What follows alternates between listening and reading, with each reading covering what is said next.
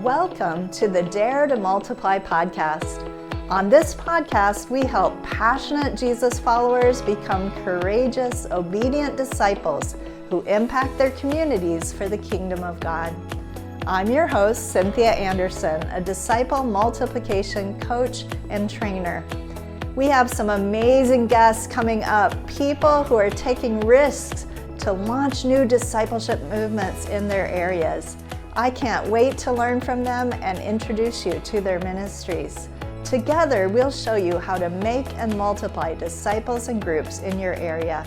If you're new here, be sure to subscribe to the podcast and our YouTube channel so you don't miss out on any tools or content coming your way. I also wanted to mention a free newsletter on disciple making that I send out every single week. It's called Daring Disciples, and it's all about how to share your faith, overcome obstacles we all face in the journey toward multiplication. To subscribe to that, go to daretomultiply.com/newsletter.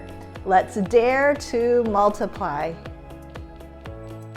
You've worked hard, prayed hard, and finally you start that group of disciples. It's so exciting. You're full of hope.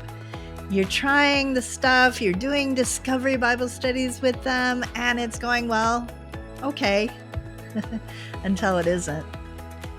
The person you thought was interested drops out. Now you're down to only a few people, and those people are busy, they come late, they don't come at all. Or even worse, they start avoiding you, and you feel like a failure as your group that you had worked so hard to start falls apart. You wonder if this disciple making thing is really even for you. Believe me, I've been there. I want to say to you, this is not a failure. You may feel like it's a failure, but it is not a failure. Start again, because starting over is not failure. I'm going to be talking about this and how God wants us to start over, how we need to be people who are willing to keep going on today's podcast. So I'll be right back with that in just a minute. Are you busy but not seeing the fruit you long for? Dissatisfied with your present level of impact on those around you? Or frustrated with traditional methods of discipleship that don't seem to be effective? If so, the Getting Started in Disciple Making Movements course may be just what you need. Inside the Getting Started program, you'll get access to a step-by-step proven approach to making and multiplying disciples. Not only will you receive 25 short and practical video teachings spread out over 6 modules, but you'll have a chance to connect with others for group coaching via our monthly Zoom calls. And even more importantly, you'll become part of a global community of like-minded people from all over the world who are passionately committed to following Jesus and impacting others around them. If you want to get unstuck and begin moving forward as a disciple who makes disciples, I encourage you to go to courses.dmmsfrontiermissions.com and sign up for this powerful program today. And now to today's episode. Making disciples in new areas or starting new groups of disciples, it's kind of an entrepreneurial activity, right? In the Bible, we call this being apostolic, right? It's pioneering kind of work, and it takes some grit, right? If you have to be willing, you have to be willing in this kind of work to start over and to see that some of the groups that you start will fail. They will fall apart as you learn and as you grow. And even after you have done this for a long time, sometimes that's going to happen. But eventually these groups are going to take off. They're going to gain traction and begin to multiply. Eventually, if you don't give up, you're going to find those key persons of peace, those people that God has really chosen for you to disciple them, and they are going to disciple many, many others. So I want to encourage you today, if you have Maybe you didn't even start a group. Maybe it was somebody that you were just reaching out to and you felt like, wow, they're really listening. They're really open. And then all of a sudden, it kind of it sort of falters and falls apart. And those people aren't so interested anymore. Or, someone that you thought could be that person of peace who's going to open up the community, and then they move away. Or, things happen in this journey of making and multiplying disciples that can be really kind of disillusioning or discouraging. But I want to tell you, it's all part of the journey. And God wants to turn those things that you feel like are failures into actual wins for the progress that you are trying to make. So, the first thing I want to say about this is don't give up. I'm going to say it again. Don't give up. Refuse to give up, and just let God use these things to develop perseverance within you. Some movement leaders that I've talked to, and as you know, I interview a lot of people, rub shoulders with lots of movement leaders, and those who've seen movements in the tens of thousands, even hundreds of thousands. I've heard them say things like, I had to try 500 different attempts before it started taking off. It is normal to start things, they don't work, you start over again, they don't work, you start over again. And, it's part of that kind of entrepreneurial journey that we all are on, of working to start something new, to pioneer into new areas. So I just want to ask you, in the midst of this, what is God forming in you through these so-called failures?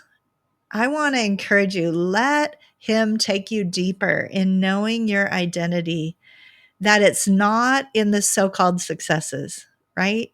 But it's in your sonship, in your daughterhood. It's the fact that you are a child of the King of Kings, and He loves you.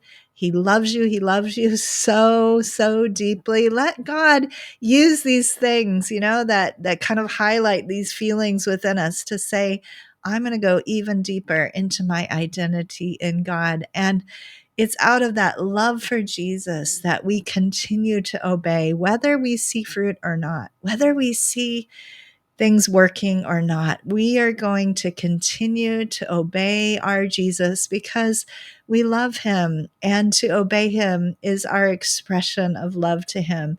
So don't give up. Embrace the perseverance that God is developing in you. And the second thing I want to say is count the win. Right?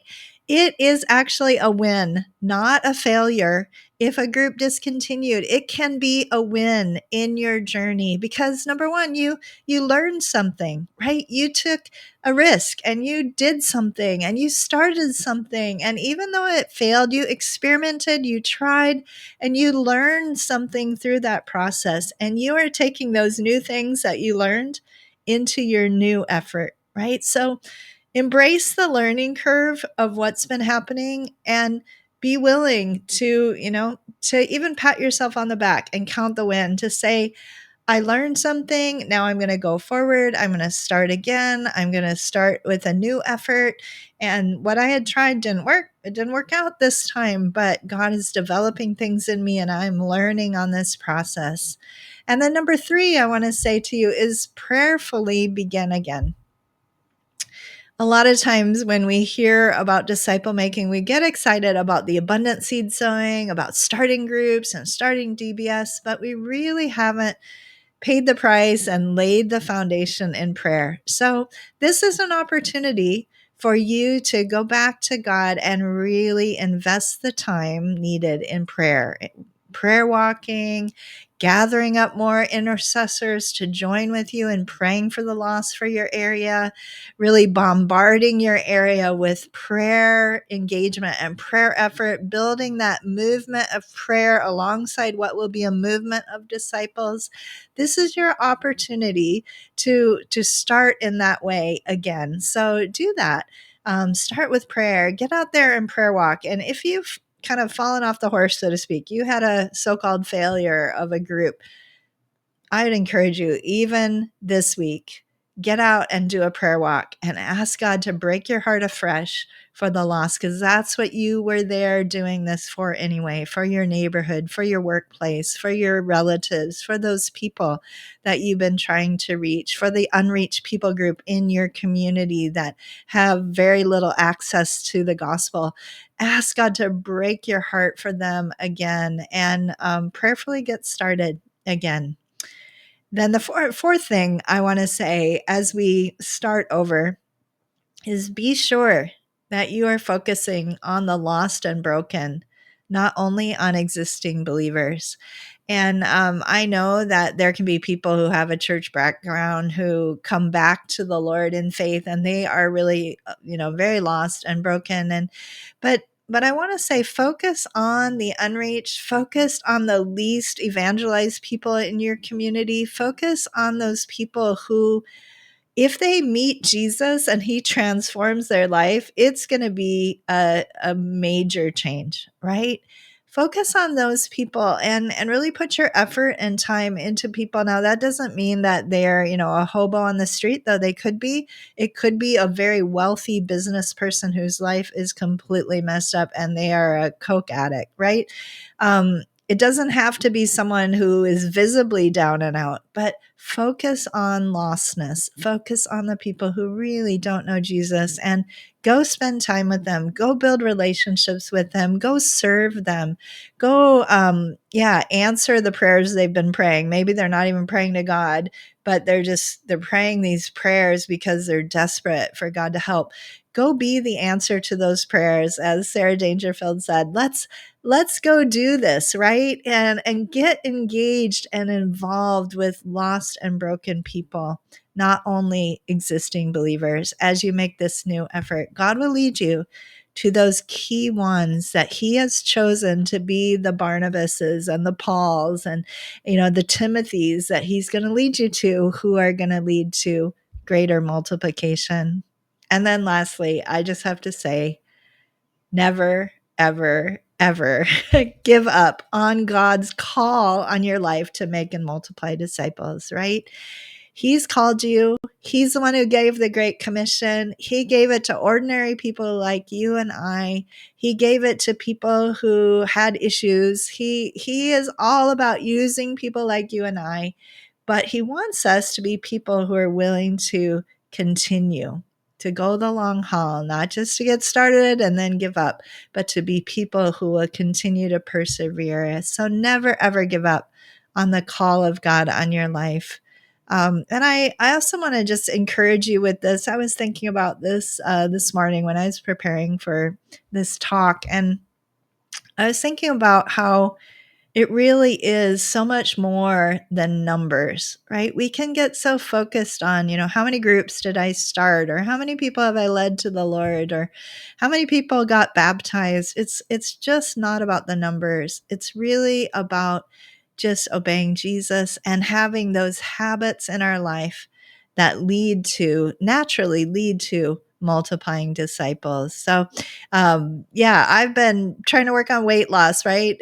Most women my age are, not everybody, but a lot of people are, right? After, when you get to my age and you're a grandma, it seems like the pounds just come on, right? And so I've been working on that. And sometimes when I get on the scale, the numbers are not very encouraging. And randomly, those, and how many of you can identify with this? Randomly, it just like the numbers bounce way up or they go down, and it makes no rhyme or reason.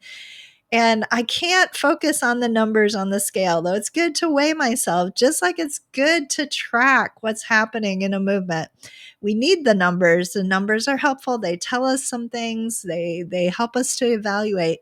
But the numbers are not what's going to win the game, right? It's the habits in our lives. And with weight loss, I've been looking at exercising regularly, being sure that I'm careful about what I eat, those kinds of habits in my life. No desserts except on the weekends, right? These are habits I'm putting into my life that I know eventually will affect the numbers on the scale, right? So all of you who are trying to lose weight, there you got free encouragement from Cynthia as well. But it's the same thing in disciple making. It's not about the numbers. It's not about the groups you've started. It's about being faithful in those disciple-making habits. Are you praying for the lost? Are you faithfully sharing your story? Are you abiding in Jesus?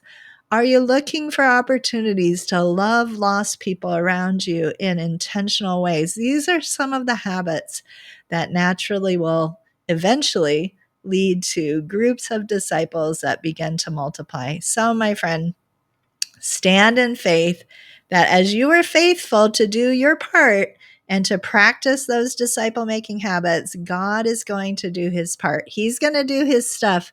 He's going to lead you to those persons of peace. He's going to lead you to those people whose lives somehow, by God's incredible grace, you'll have the opportunity to impact, and they're going to actually go much further than you as you train them to not just be a disciple, but to be a disciple who makes disciples as well.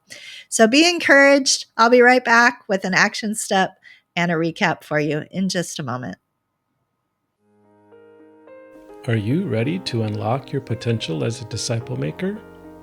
Then it is time to dive deeper into the principles that are changing lives with the Multipliers Mindset course. This transformative course accompanies the book, The Multipliers Mindset, Thinking Differently About Discipleship by Cynthia Anderson. These lessons will help you not just through reading about a multiplying movement, but how to actively live out a lifestyle that leads towards movements. And here's the best part. It comes with a practical workbook, which is designed to take your learning even further.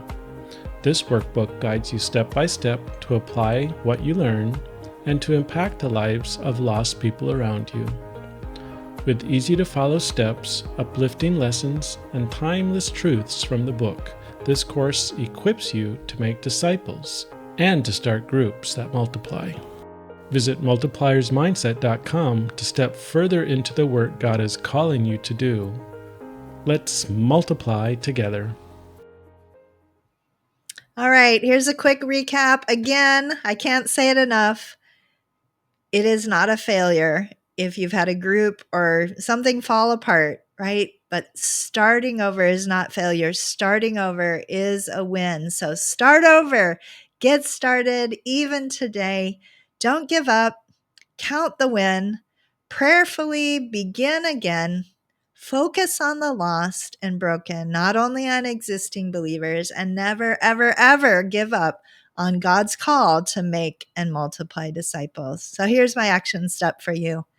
Take a moment and think about your disciple making habits. What habits are in place? What rhythms and habits are in place in your life that are going to lead to disciple multiplication? And if there's some that you've maybe kind of let go by the wayside, maybe you used to pray for your lost list every day, but you haven't been for a while, or there's something that you notice, oh, I really haven't been sharing my testimony with people very much, or doing much abundant seed sowing, or as you think through those disciple making habits, I just encourage you to make note of that and get started with those habits again. If you've stopped or you've been discouraged, get started again today. Get out there and at least do a prayer walk this week. God bless you guys, and I'll see you in the next podcast. That's all we've got for this episode of Dare to Multiply. One thing that would really help both us and other people who might like to listen in is for you to rate and review the podcast, if you haven't done that yet, on iTunes, Spotify, or wherever you listen. I'd also love to connect with you on Instagram, LinkedIn, or Twitter. Feel free to message me with any topics, questions you'd like addressed, or guests you'd like me to interview. Until next week then, please remember, no matter how ordinary you feel, God's dreams for us are always bigger than we can imagine. Let's dare to trust Him for a greater harvest.